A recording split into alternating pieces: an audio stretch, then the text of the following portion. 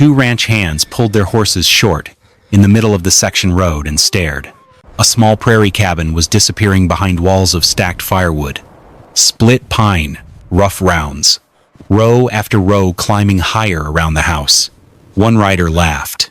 "Bram Calder's gone mad." The other narrowed his eyes. "No," he said. "He's building a wood fort." They laughed harder. Behind the rising wall, Bram Calder said nothing.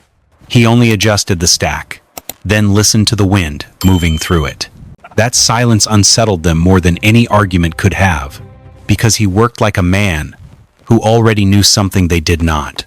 If stories about grit, old frontier wisdom, and hard-earned survival still mean something, take a moment to like the video, subscribe, and stay through the end. Because 5 days later, the blizzard came for every house on that road. But 2 springs earlier, no storm had yet asked its question. Ash Creek Station was still the kind of place where men arrived with wagons full of hope and left with less of it each year. The land was open, cheap, and hard. That was enough to draw people west. Bram Calder came with a steady back, a sound axe, and the habit of working until daylight failed. His wife Eliza came with sharper judgment than most men in town and the sense to count flour before promises. Their son, Noah, came at 10 years old with wide eyes and the quiet habit of noticing everything. They claimed a narrow piece of ground where the wind had room to gather speed. The first cabin went up the same way many cabins did. 16 feet long, 10 feet wide. Rough pine walls, thin board siding. A roof pitched enough to shed rain if the season was kind. Chinks packed tight where time allowed, loose where daylight ran out. From a distance, it looked respectable. From inside, it felt like progress. Neighbors rode past and nodded. A standing cabin meant a family had begun. On the frontier, appearance often passed for proof. Bram believed what many good men believed. If a wall stood straight, it was strong enough. If a roof kept rain out, it was good enough. If a man worked harder than the weather would eventually yield. He was not lazy. He was not foolish. He was simply using the same answers everyone else had been handed. And for a little while, that felt like wisdom. Then the first winter arrived and corrected the feeling. It did not kill them. In some ways, that made the lesson sharper. The stove worked well enough if a person stood near it. Iron glowed. Kettle water steamed. Mittens dried on a chair back. A man could warm his hands and believe the house was warm. 3 steps away, the floor stayed mean. 6 steps away, the far wall held a cold that never seemed to leave. Corners gathered frost in the mornings. The bed by the window felt like it belonged to another season. The room was warm. The house was not. Bram fed the stove harder than he had planned. Then harder than that, logs that should have lasted half a day were gone by noon. Kindling vanished. Splits disappeared. The fire ate with confidence, and still the cabin leaked comfort as fast as he could make it. Their woodpile sat 34 steps from the back door across open ground. Bram knew the number because winter teaches a man to count the things that hurt him. By daylight, it was a nuisance. By dark, it became a contest. He would pull the door open. Wind rushed in like it had been waiting. Snow found the cracks. The stove lost its temper in seconds. Bram would lower his shoulder, run bent against the gusts, seize 2 armloads, then fight his way back while the cold used the open doorway behind him. Noah learned to say nothing when the latch lifted at night. Eliza learned to move blankets toward the door before Bram even reached it. Bram learned something slower. A cabin could stand straight, look proper, and still be built wrong for winter. By late January, even Bram could no longer pretend otherwise. That was when Gideon Pike stopped by. Pike was the oldest house builder within 20 miles. A broad-shouldered man gone lean with age, known for speaking only when he had measured enough to be certain. He had raised barns, dug foundations, set chimneys, and buried men who trusted weak roofs too long. He entered without ceremony, as practical men often did in weather that could kill pride. First, he watched the stove draw. Then he opened the draft a finger's width, studied the flame, and closed it again. He pressed one calloused hand against the north wall and held it there. He crouched to inspect the chinks near the floor. He stepped outside, counted the distance to the woodpile with his eyes, then looked back at the cabin the way a surveyor looks at land he does not envy. When he finally spoke, it was plain. "This house can live through cold," he said. "It won't live through wind." Bram said nothing. Pike continued. "A real storm comes. You'll feed that stove until the pile is gone. Then you'll feed it chairs. Then the table. Then prayers." Eliza stopped moving for a moment at the wash basin. Pike pointed with 2 fingers as he gave remedies. "Bank the north side with sod. Move your wood closer. Bigger stove if you can find one. Better skirt around the floor line." Each suggestion was sound. Each suggestion cost money, time, or help. Bram had little of one, less of the second, and none of the third. Pike saw that too. He did not soften the truth for it. Numbers don't bend because a man needs them to. Then he pulled on his gloves and left. Bram stood in the doorway long after the tracks were filling with blown snow. He had been given a sentence, not an argument. That night, after Eliza and Noah had gone quiet, he stepped outside again. The wind had eased, but the cold remained sharp enough to make every board in the cabin complain. Behind him, thin threads of warmth slipped through seams he had once been proud of sealing. Heat he had already paid for was leaving the house in silence. Ahead of him sat the woodpile. 34 steps away. A short walk in summer. A burden in winter. A gamble in storm weather. Bram looked from the pile to the cabin, then back again. Pike had been right. Every symptom of it. The stove was too small. The walls were too light. The pile was too far. But something in the answers still felt crooked. Men kept speaking as if more wood were the cure. More cutting, more hauling, more burning, more effort. Yet each night Bram watched good fuel vanish while the cold returned almost at once. That was not hunger. That was theft. Noah had followed him to the doorway without sound. The boy stood wrapped in a blanket, eyes half awake. "Pa," he asked, "was he right?" Bram kept looking at the dark shape of the woodpile. "He was right about the loss," he said. Then he turned and laid one hand on the cabin wall. "But not yet about the leak." The words were quiet. Even so, something had changed. For the first time, Bram Calder was no longer thinking like a man who needed more fuel. He was thinking like a man who needed to stop the stealing first. The next afternoon, the back door latch split loose where old screws had worried the wood too many times. Bram set tools on a crate and went to mend it while the wind worried the wall beside him. To work with both hands free, he dragged 3 split pine pieces from the pile and leaned them upright against the siding near the latch side of the cabin. Nothing careful, nothing planned, just a quick shield to keep the gusts off his fingers. He fixed the latch in 10 minutes. Then he noticed what his hand had found by accident. The section of wall behind those leaning splits felt different. Not warm, not soft, but steadier. He moved his palm to the exposed boards, 2 feet away. The cold there bit sharper, alive with motion. He moved back again behind the pine. Same wall, same weather, different truth. Bram tested it twice more, sliding his hand from bare boards to covered boards and back again. The answer was immediate every time. Cold alone was one thing. Cold with moving air was another.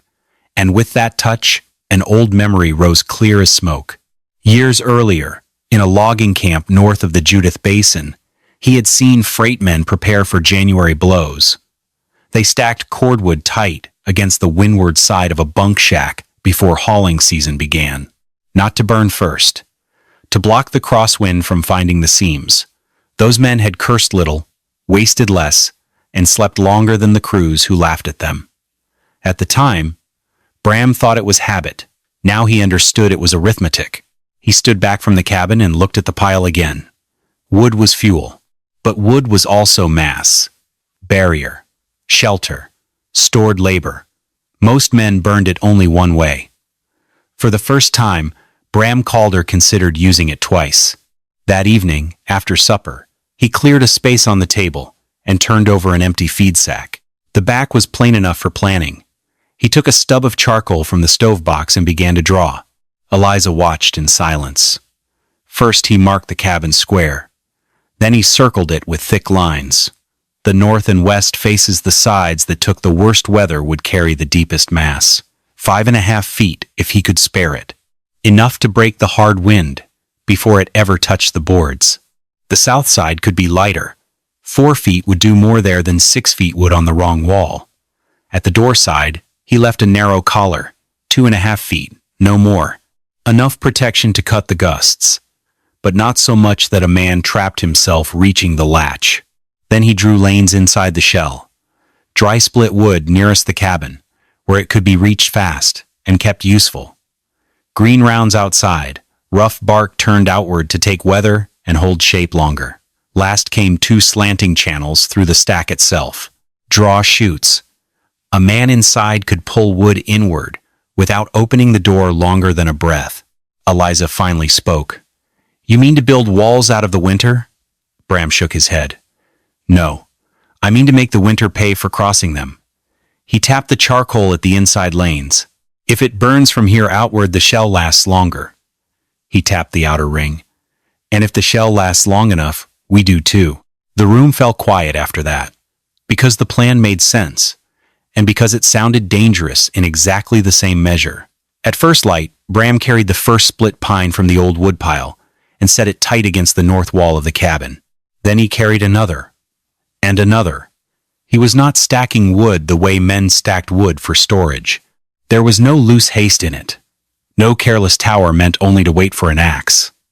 He sorted each piece by length, heavy rounds low, straighter splits above them, bark turned outward to take weather, gaps left small and deliberate, just enough to trap still air, never enough to invite moving wind. Every course leaned inward the width of half a finger, enough that time and weight would tighten the wall instead of pushing it apart. Noah worked beside him, carrying wedges and bark strips in both arms, proud to be useful and trying not to show how cold his hands were. Eliza stood in the doorway with a shawl around her shoulders, watching the way a careful woman watches men make promises with lumber. By noon, the first rise stood near Bram's knee. By mid-afternoon, it reached his thigh. The wind came hard across the open ground and struck the north side as it always had. But inside the cabin, the boards no longer rattled the same way. The wall still felt cold. It no longer felt hunted. 2 riders slowed on the road and reined in to stare. One laughed. The other pointed with a gloved hand. "Look there," he said. "Calder's stacking his fire before he burns it." Both men laughed then. Bram never turned. He set another log in place, checked the angle, and reached for the next one. The first piece had been labor. The second had been hope. By the 100th, it had become a challenge thrown directly at winter. On the 3rd morning, with the north side standing a little over 3 feet high, Mara Hensley rode in and tied her mare to the fence rail. Her teenage son, Eli Hensley, stayed back by the fence, pretending not to watch while watching everything. Mara was the kind of neighbor whose praise was scarce because she wasted none of it. She had buried a husband, kept her own place running, and learned to trust only what kept working after dark. She stepped to the cabin wall without greeting, pulled off one glove, and pressed her palm against the section now covered by Bram's timber shell. Then she crossed 2 strides and pressed the same hand against the exposed boards on the west side. She jerked it back from the bare wall first. The difference was plain enough that no argument could hide it. Mara looked at the stack again, this time longer. Then she began the real test. "Every log you burn," she said, "is 1 more inch of wall gone." She pointed to the corner join. "That pushes outward wrong. Your window breaks before the storm does." Then she looked toward the doorway. "Drift piles high on this side. Wind will turn mean and funnel straight at your latch." Noah stopped moving wood to hear the verdict. Eliza watched Bram instead. He set down the split in his hands, checked the lean of the latest course, and answered without hurry. "Then I'd better build it right." Mara said nothing for several seconds. She put her glove back on, nodded once, and walked to her horse. That was not approval, but it was not laughter either. And on a frontier where foolish plans usually announce themselves early, silence from a woman like Mara Hensley counted as more than kindness. It counted as evidence, but evidence travels slower than mockery. By Saturday, the story had reached Silas Red's mercantile, where flour, lamp oil, nails, gossip, and unpaid accounts were traded under the same roof. Silas stood behind the counter with both thumbs hooked in his suspenders, enjoying himself. "Calder's out there," he told the room, "stacking tomorrow's fire against today's walls." That earned laughter. He waited for it to settle, then added the second blow, building himself a fine little firewood prison. The room laughed harder at that. Men repeated the phrases because borrowed wit costs nothing. By noon, riders were taking the long way home just to pass Bram's claim and stare at the rising shell around the cabin. Some slowed, some pointed, some offered advice no one had asked for. Children adopted the joke fastest.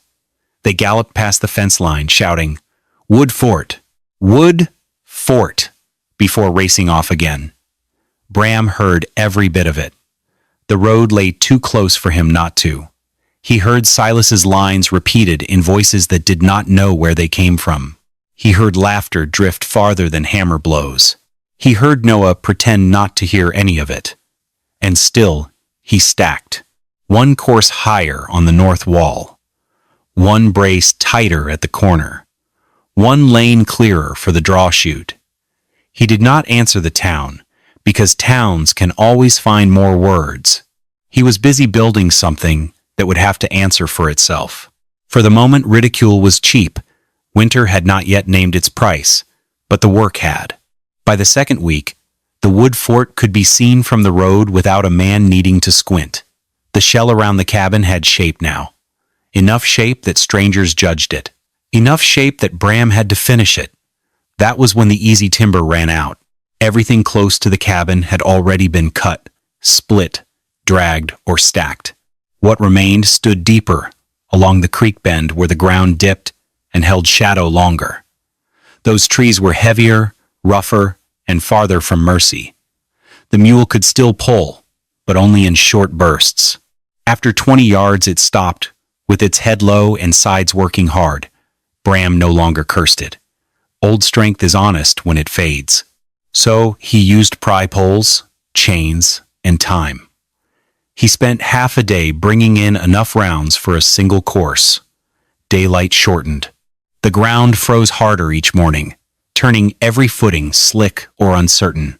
Logs that should have rolled caught in ruts. Tools slipped.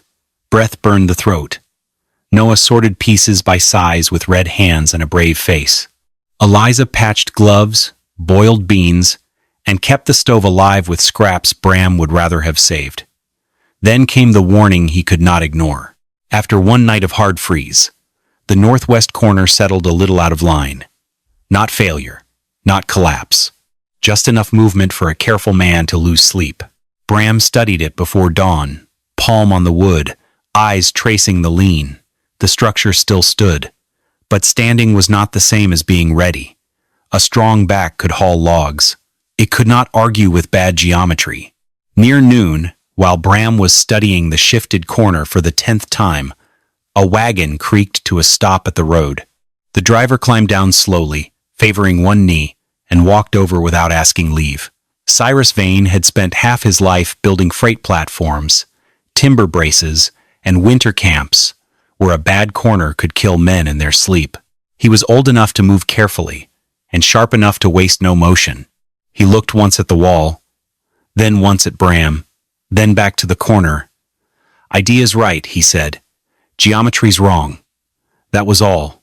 He bent, pulled 3 pieces free, asked for a maul, and began rebuilding the corner while Bram and Noah watched. He crossed one layer long, the next short, turned faces, locked ends, left no straight seam running upward where pressure could climb. Then he leaned the new courses slightly inward. "Build straight," Cyrus said, "and time pushes you apart." He dropped another round into place. "Build inward and time helps. When the weight settled, the corner tightened under its own load. Cyrus struck the side with his palm. The wall answered with a dull, solid note. "Round wood hates square corners," he said. "Always has." He pointed to the upper courses. "Weight can be enemy or helper. Depends who teaches it where to go." Bram said little, but his eyes stayed on the rebuilt join the way thirsty men watch water. Because a stranger had just done more than fix a corner. He had confirmed the thing beneath it. The plan itself was not foolish, only unfinished. Cyrus stayed 2 days. He never announced it. He simply unharnessed his team, fed them beside the fence, and began teaching as if the matter had already been decided. He showed Bram how to lean close to the timber shell and listen. Not to the boards, not to the wind outside. To the whistle of air finding a path where no path should be. "If you can hear it," Cyrus said, "it's stealing." They walked the wall together, ears near the seams. Where the sound thinned, Cyrus drove narrow bark wedges into gaps with the handle of a hatchet until the whistle died. He turned every loose face round, so the bark looked outward. "Weather peels flesh faster than hide," he said. "Wood knows the same." At the draw chute, he reshaped Bram's first idea with 3 quick blows and a pry bar. Narrower on the outside, wider within. Then he cut the floor of the chute on a slight slope. Meltwater runs out. Cold air has less reason to stay. Noah followed each lesson as if it were church. He fetched wedges before being asked, tested seams with mittenless fingers, repeated measurements under his breath so he would not lose them. Cyrus approved only once. "Good," he said. That evening, Bram pulled a split log through the chute from inside the cabin. The door stayed latched. The stove kept drawing steady. Hardly any warmth escaped. No one spoke for several seconds, because some truths need silence after them. Then Cyrus pointed toward the corner braces.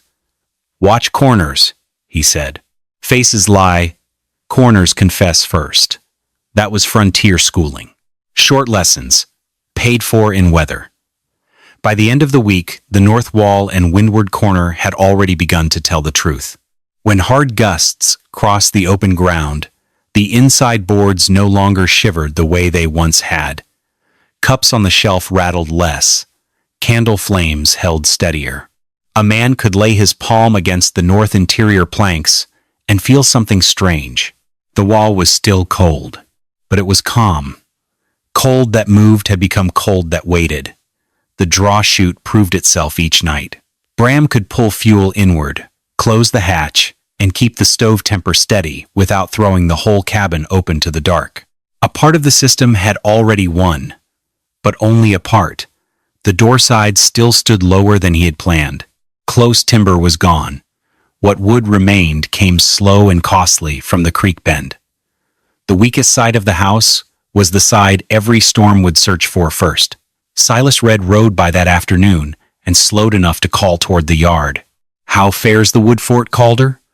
The laugh he expected did not spread as far this time. Gideon Pike was among the riders behind him. He said nothing. His eyes moved from the north mass to the unfinished collar at the doorway, then to the chimney smoke rising straighter than before. A practical man knows when facts have entered a conversation. He simply may not like them yet. After they rode on, Bram stood alone in the yard and looked northwest. The sky there had gone the color of hammered lead, flat, heavy, too quiet for comfort. He placed one hand against the timber shell, feeling the stillness it had made. Then he looked at the low side by the door. The most dangerous condition on the frontier was not failure. It was being almost ready when weather arrived first. The next day the wind died completely. Not softened, not eased, died. Smoke from every chimney in Ash Creek Station rose straight upward like dark cords pulled into a white sky. No drift moved. No loose board tapped. Even dogs barked less, as if sound itself had gone cautious. Cattle turned their backs to the lee side fencing and stood that way for hours. Men who had seen winters before noticed and said little. By sunset, The temperature dropped fast enough to be felt minute by minute. Bram worked until the last light thinned out. He dragged the final usable logs into the low collar beside the door.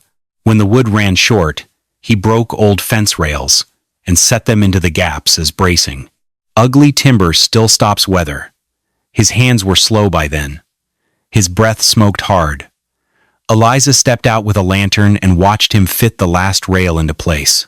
The yard was so still that the sound of wood settling seemed loud. She looked at the unfinished sky, then at the wall around her home. "Enough?" she asked. Bram did not answer quickly. He studied the low side once more, then the north mass, then the road already beginning to vanish in dusk. At last he nodded once. Enough to be tested. No bravado, no promise, only the kind of truth a tired man can still afford to speak. Then he took the lantern from her hand, and together they went inside while the prairie held its breath. The blow came before dawn. No warning cry, no gradual rise. One moment there was silence. The next, wind hit the prairie sideways, with the sound of glass breaking across miles of open land. Snow lifted from everywhere at once. Fence lines vanished. The road disappeared. The horizon was erased so completely that earth and sky became the same white violence. The cabin shook hard on the door side. Loose iron on the latch chattered. Something outside tumbled once, then was gone. But the northwest wall took the first strike of the storm the way a breakwater takes surf. The deep timber shell groaned, settled, and held. Inside, Bram was already awake. He checked the stove first. Draft steady, flame clean, no back smoke. Then he crossed to the windward wall and laid his palm against the boards. Cold, yes, but not the sharp, biting cold of moving air. The wall had winter in it. It did not have winter passing through it. Eliza wrapped blankets tighter around Noah and fed the kettle. No one wasted words. In weather like that, speech should earn its place. At first light, though, there was little light to call morning. Bram opened the inner hatch of the draw chute and pulled in 2 dry splits. He shut it again within seconds. The stove never lost its pull. No blast of snow entered. No warmth fled the room in panic. Each hour, Bram repeated the same circuit. Stove, wall, corner braces, chute. Then his hand returned to the north side, feeling for change the way a doctor feels for fever. Outside, the storm threw itself harder. Inside, the cabin did something it had never done before. It kept its strength under attack. And for the first time since winter began, hope had evidence. By the second day, hope needed management. The storm did not weaken. It only changed tactics. Wind shifted half a point south and packed snow deeper against the outer courses. Weight settled the shell lower. Some pieces tightened usefully. Others pinched where Bram needed movement most. One draw chute began to narrow. Not enough to fail. Enough to punish carelessness. Bram worked with a hatchet handle and pry bar, easing one piece, relieving pressure from another, never opening more space than he could afford. A loose wall could kill as surely as a cold room. Noah kept count. Each time Bram brought in wood, the boy scratched a mark into the door frame with a nail point. One armload, then another, then another. Soon the marks mattered more than any clock. Bram rotated the dry splits inward first, where fast flame gave best return. He saved slow-burning pieces for night hours. He pulled heavier green rounds from lower outer rows where the drift now braced the load from outside. Snow, if understood, could become temporary timber. That was frontier arithmetic. Use what arrives. Waste nothing. Beyond their walls, Ash Creek Station was paying a different price. One family had to open their back door again and again to reach fuel. Each trip invited the storm inside. Another household lost the path to its woodpile entirely. Somewhere downroad, men had begun breaking chairs and feeding table legs to a stove built for better plans. Inside Bram's cabin, no one spoke loudly. The marks on the doorframe grew. The shell thinned by degrees. The room stayed livable.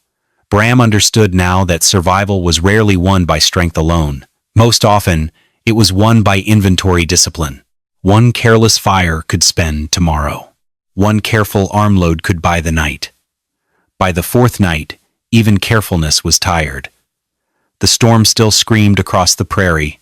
Snow struck the walls in bursts that sounded like thrown sand. Sleep came in pieces and left quickly.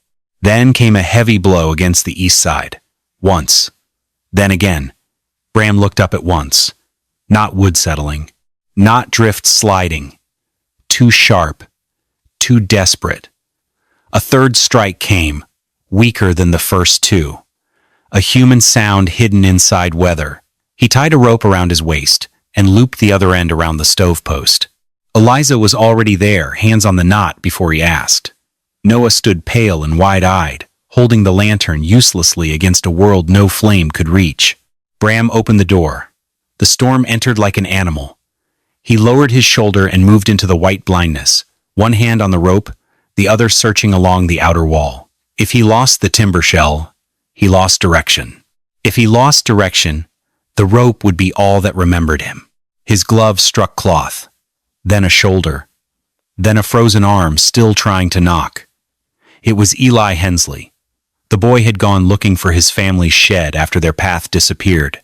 He had drifted too far, lost every landmark, and kept walking until he hit the one solid thing left, standing clear enough to find: the wood fort. Bram dragged him inside by main strength and rope. Eliza had blankets ready before the door was barred. Boots off, gloves cut free, hands rubbed, feet warmed slowly. Small sips first. No rush, no panic. Eli's lips moved before sound came. Couldn't see home, he whispered.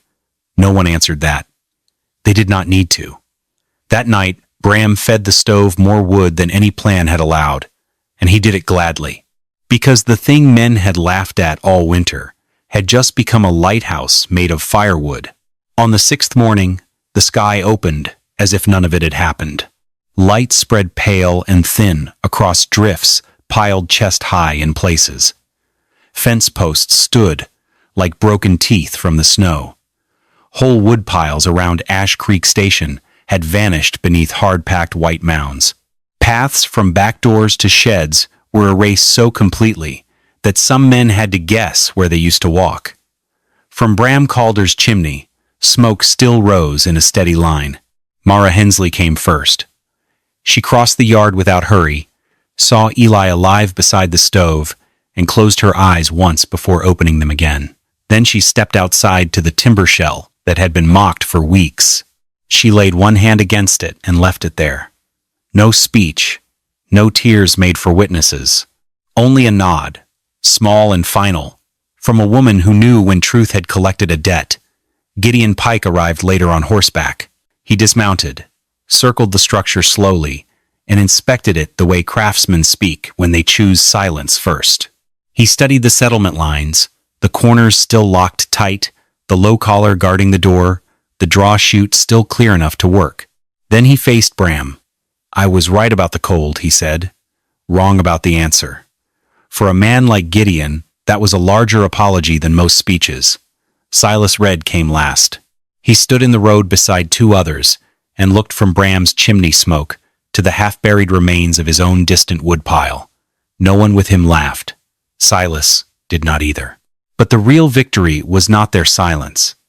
It came in the weeks that followed, while the snow still lay deep. Ash Creek Station began doing what frontier people only do after weather has taught the lesson hard enough.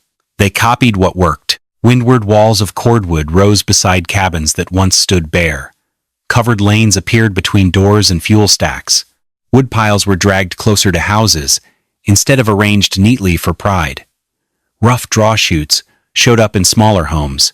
Corner crib blocks were built by men who had mocked them loudest. Women came to Eliza asking how she kept blankets dry, how few times a door truly needed opening, how to keep warmth from fleeing in a panic. No one called it invention. They called it something simpler. What Bram did. One afternoon, Noah watched men down the road stacking timber around their own walls. Did we beat it? He asked. Bram set one split log into the stove and shook his head. No. He closed the door and listened to the draft take hold. We just learned how to make it work harder. Years later, travelers passing through Ash Creek would notice cabins ringed with wood like low ramparts, sheltered paths running to fuel stacks, and doors placed behind short walls that broke the wind before it entered. If they asked why, old-timers gave plain answers. Don't let distance kill you in a storm. Don't let wind steal what sweat already paid for. And like all true frontier wisdom, it did not live in books first. It lived in the things people kept doing. Do you think Bram's timber fort was genius? Or would you have called it madness before the blizzard?